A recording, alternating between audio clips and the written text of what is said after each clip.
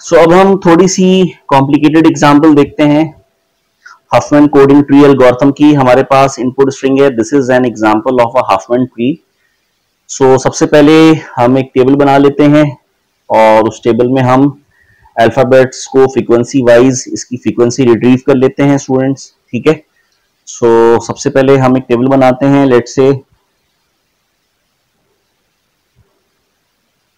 Character frequency code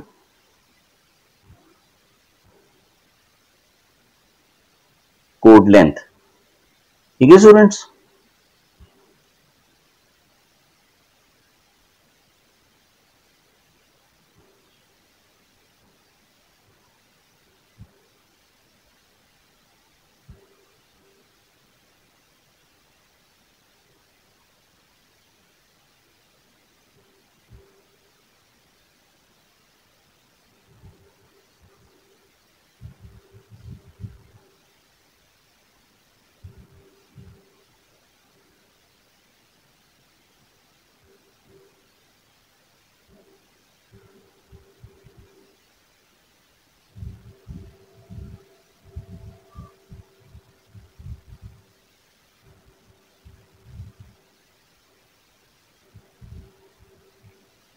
जी students, सो अब हमने क्या करना है, फ्रीक्वेंसी अल्फाबेट्स की रिट्रीव करनी है। सबसे पहले हम अल्फाबेट्स लिख लेते हैं, कितने अल्फाबेट्स हैं इसमें।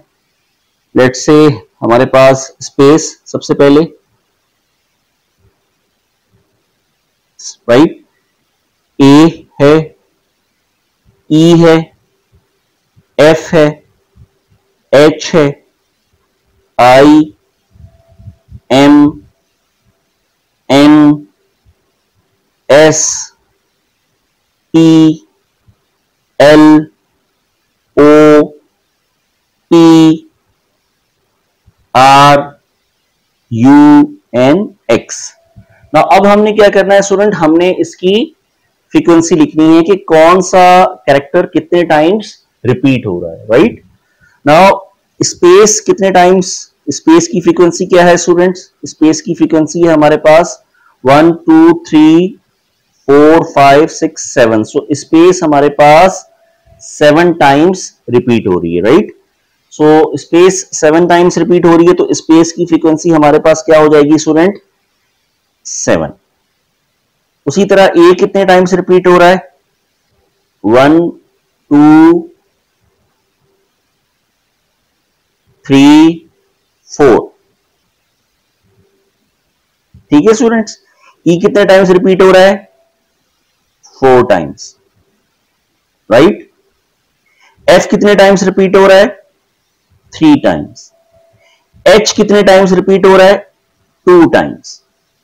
आई कितने टाइम्स रिपीट हो रहा है, 2 टाइम्स, राइट। एम कितने टाइम्स रिपीट हो रहा है, 2 times. N 2 times, S 2 times, T 2 times, L 1 times. O, O कितने टाइम रिपीट हो रहा है student, 1 time. P 1 time, R 1 time, U 1 time, x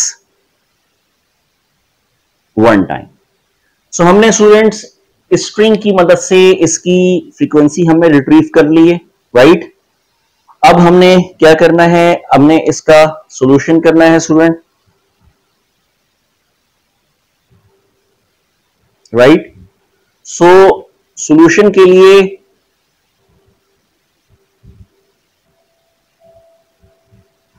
क्या करते हैं स्टूडेंट, सबसे पहले sort the frequency of all the alphabets in increasing order.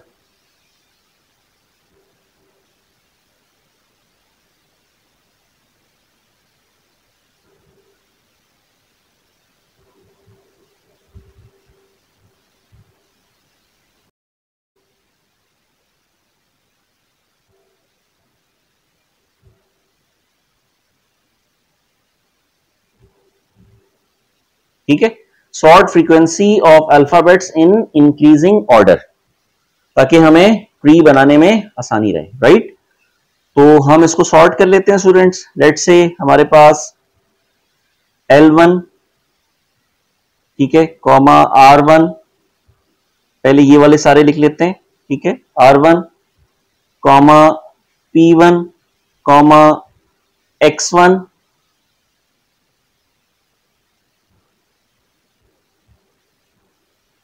X1 के बाद U1, comma O1, comma T2, comma S2, comma N2, comma M2, comma I2, comma N2, comma F3, comma E4, comma A4, comma space 7।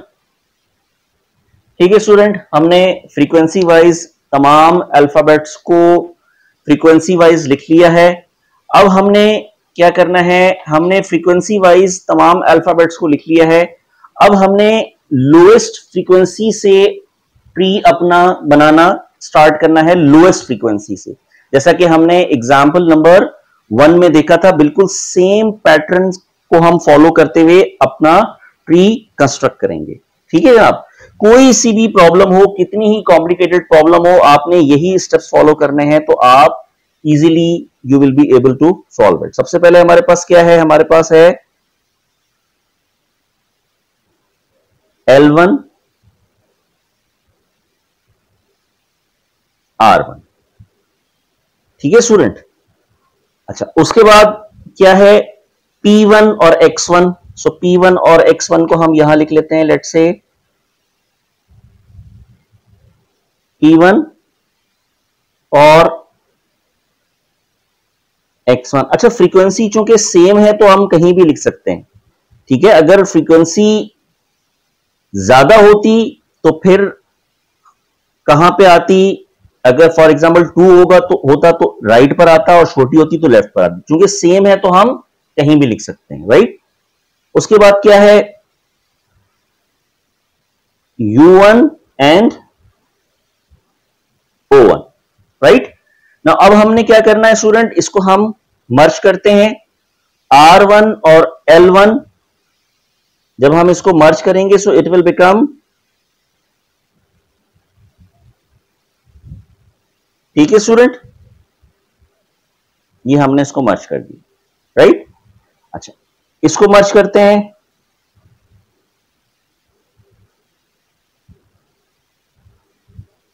इसको मर्ज करते हैं,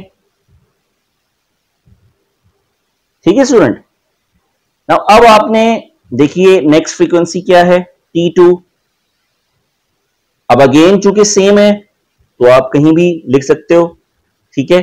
let's say I will write T2 over here, T2 में यहां लिख देता हूं। उसके बाद क्या है आपकी S2 है, ठीक है। लेट्स से S2 को मैं यहां लिख देता हूं, क्योंकि सेम है ना। अच्छा, उसके बाद क्या है N2 है, क्या है फ्रीक्वेंसी आपकी N2। सो मैं N2 को लेट्स से यहां लिख देता हूं N2। उसके बाद क्या है M2 है, सो M2 को मैं यहां लिख देता हूं। याद रखिएगा स्टूडेंट, जो पेरेंट नोड बनती है वो 2 लीफ से बनती है, ठीक है। किससे बनती है, पेरेंट नोड 2 लीफ की मदद से पेरेंट नोड बनती है, ठीक है स्टूडेंट। अच्छा, अब हमारे पास क्या रिमेनिंग है, हमने T2 कर लिया, S2 कर लिया, N2 कर लिया, M2 कर लिया, ठीक है। H2, अच्छा ये हमने N2 2 बार लिखा हुआ है, ये H है, राइट, H2। अब हमने क्या लिखना है स्टूडेंट्स, हमने लिखना है, अच्छा ये हमने क्या लिखा था, ये हमने लिखा है N2, ठीक है। इसको हम कुछ भी कर सकते हैं, इसको आप चाहें तो इसको N कर लें और H2 हमारे पास रह गया, H2 यहां आ गया और N2 हम यहां लिख सकते हैं, क्योंकि सेम है ना, सेम है इसलिए हम अपनी मर्जी चला सकते हैं। F3 है तो ग्रेटर है, राइट पर आएगा F3, राइट। अच्छा अब जरा देखिए, अब हम start merging 5,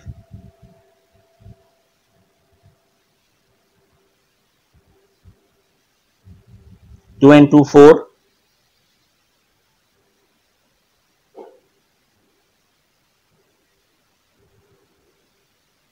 right.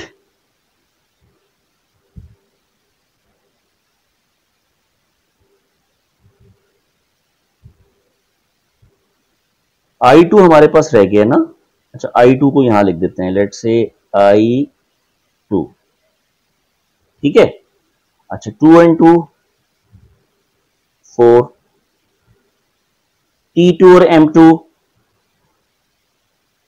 4, N2 it will become 4, ठीक है स्टूडेंट। तो क्या कर दिया हमने, मर्ज कर दिया, राइट। अब हमारे पास क्या है, अगला एलिमेंट E4। सो E4 आप ने ऐसी जगह इंसर्ट करना है जिसके साथ हम नई नोड बना सकें। यहां भी इंसर्ट कर सकते हैं, यहां भी कर सकते हैं, यहां भी कर सकते हैं, यहां नहीं कर सकते। लेट्स से मैं E4 यहां इंसर्ट कर देता हूं, ठीक है। ये E4 मैंने यहां इंसर्ट कर दिया। A4 मैं यहां भी इंसर्ट कर सकता हूं, यहां भी। लेट्स से मैं यहां A4 इंसर्ट कर देता हूं, राइट।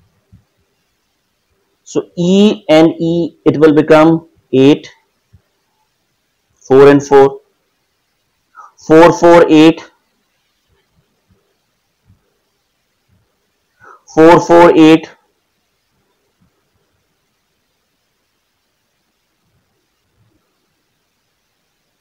ठीक है स्टूडेंट। SP7 कहां इंसर्ट होगा बताइए, यहां नहीं हो सकता, कहां होगा, SP7, 5 और 7, 7 + 5 12,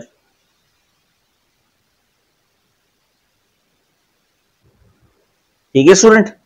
12 + 8 मर्ज कर देते हैं, 20, 8 और 8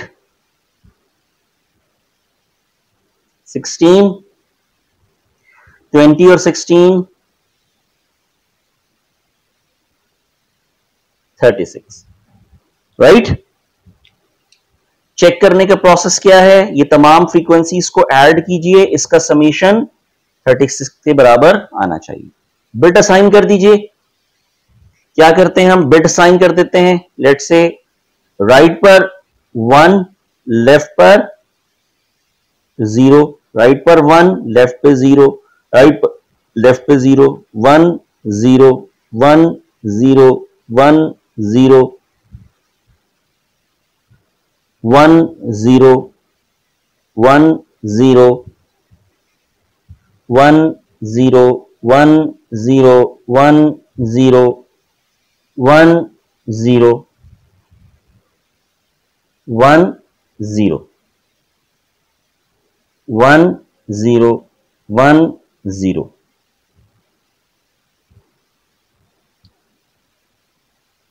ठीक है स्टूडेंट्स।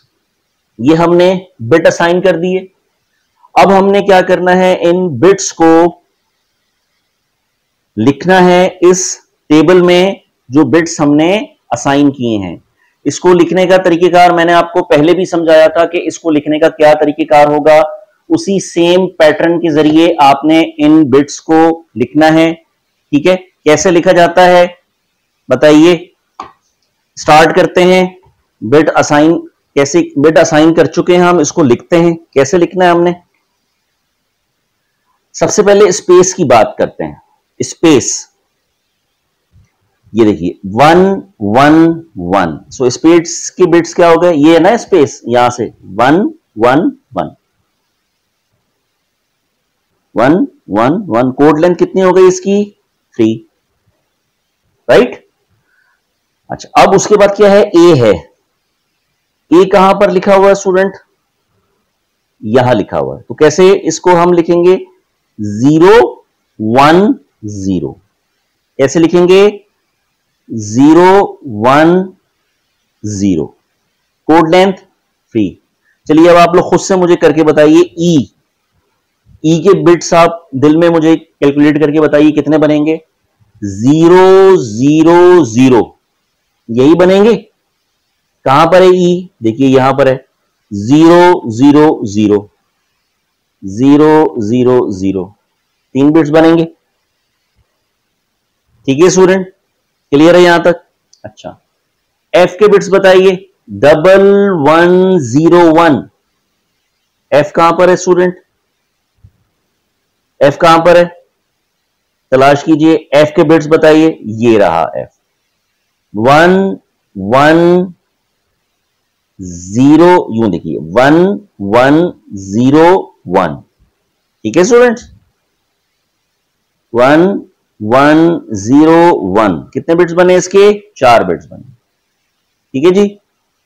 अब एच के बिट्स बताइए, 1 0 1 0 1 0 1 0। ठीक है स्टूडेंट्स, 1 0 1 0, 4 बिट्स। आई के बिट्स बताइए,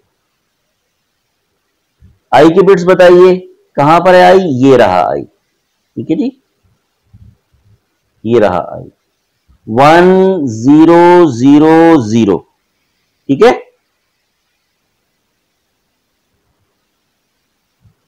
4 बिट्स। उसके बाद एम के बिट्स बताइए, 0 1 1 1, 4 बिट्स। एन के बिट्स बताइए, देखिए 0010। ठीक है स्टूडेंट्स, 0010।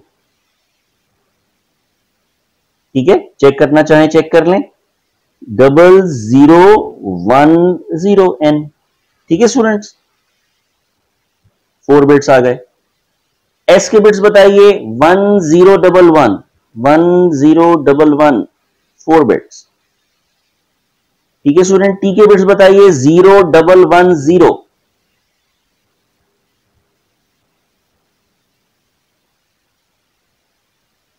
एल के बिट्स बताइए, 11 11 001 11001। देखिए यहां से देखिए 11001 एल। ठीक है स्टूडेंट्स, कितने बिट्स हो गए, 5 बिट्स हो गए। ठीक है जी। ओ के बिट्स बताइएगा, 00110, 5। पी के बिट्स बताइए, 10011, 5। आर के बिट्स बताइए, 11000। यू के बिट्स बताइए, 00111। एक्स के बिट्स बताइएगा, 10010, 5 बिट्स। ठीक है स्टूडेंट्स, सो इस मेथड के जरिए हमने हफमैन ट्री के बिट्स, हफमैन ट्री एल्गोरिथम के जरिए हमने बिट्स कैलकुलेट कर लिए हैं। अब हम इसके टोटल नंबर ऑफ बिट्स और एवरेज बिट्स पर कैरेक्टर जो है वो हमने क्या करना है, कैलकुलेट करना है कि टोटल नंबर ऑफ बिट्स कितने होंगे। तो उसको कैलकुलेट करते हैं जी स्टूडेंट्स। सो अब हमने क्या करना है, टोटल नंबर ऑफ बिट्स मालूम करने हैं। Total number of bits now total number of bits मालूम करने के लिए आपको मैंने इससे पहले बताया था कि फॉर्मूला क्या होगा, frequency of all the alphabets, ठीक है, तमाम अल्फाबेट्स की फ्रीक्वेंसी मल्टीप्लाई कोड लेंथ, ठीक है।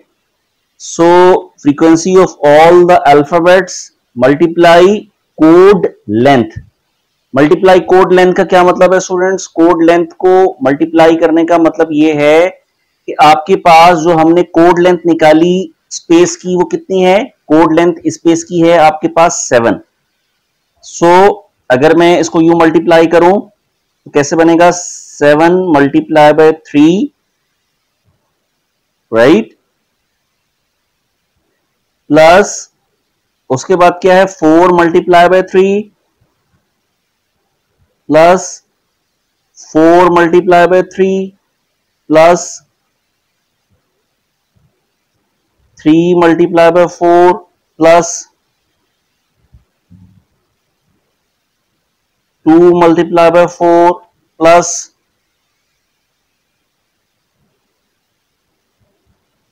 again 2 multiplied by 4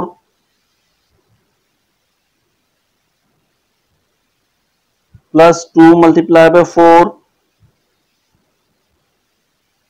plus 2 multiplied by 4 plus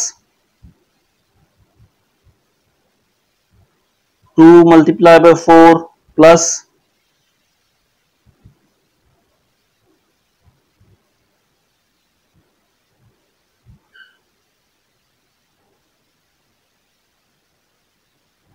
2 multiply by 4, ठीक है स्टूडेंट्स। ये देखिए 7 मल्टीप्लाई बाय 3 ये फ्रीक्वेंसी है, ये कोड लेंथ है।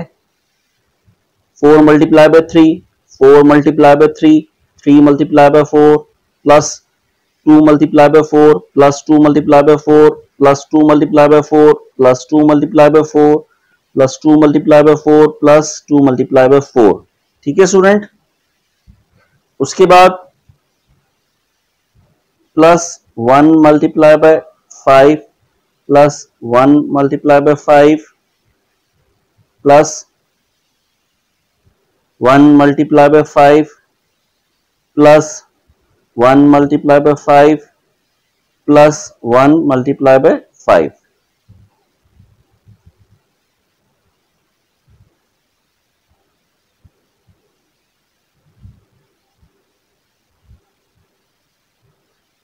प्लस 1 मल्टीप्लाई बाय 5,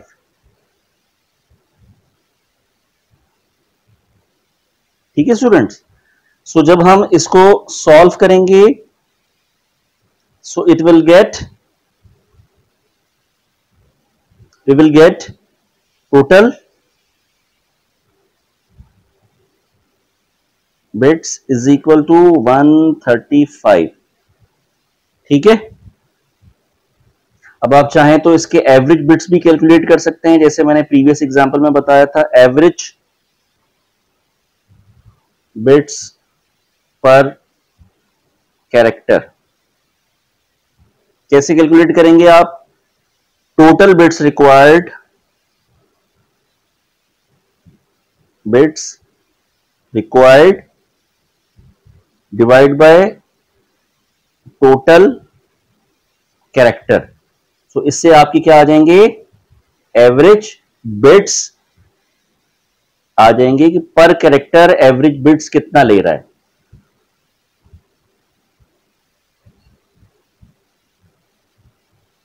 कैरेक्टर तो ये आपने खुद कैलकुलेट करना है। लास्ट एग्जांपल में मैंने सॉल्व करवाया था कि इसको कैसे सॉल्व किया जाता है, ठीक है स्टूडेंट्स। इसी पैटर्न को अगर आप फॉलो करेंगे तो कोई सी भी हफमैन कोडिंग ट्री की एग्जांपल आ जाए, you will be easily able to solve it. तो आज के लिए इतना ही रखते हैं। कोई क्वेश्चन हो, कोई प्रॉब्लम हो तो कमेंट्स में पूछ लीजिएगा। अस्सलाम वालेकुम।